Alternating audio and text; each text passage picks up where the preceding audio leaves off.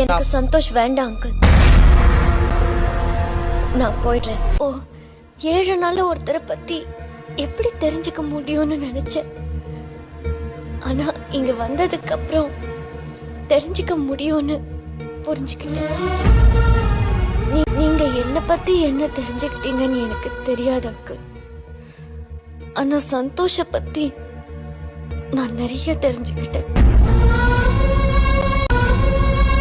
முதல்ல சும்மா 4 வார்த்தை பேசும்பா, இப்ப பேசவே வேண்டாங்கிறா.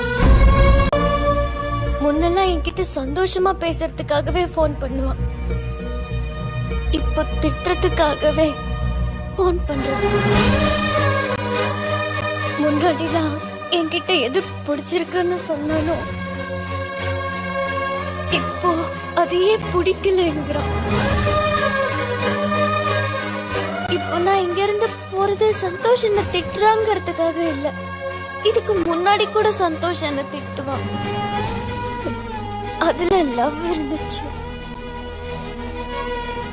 இப்போ அது இல்ல. ஆனா இங்க என்ன சுத்தி இத்தனை பேர் இருந்தும் தனியா இருக்கிற மாதிரி இருக்கு.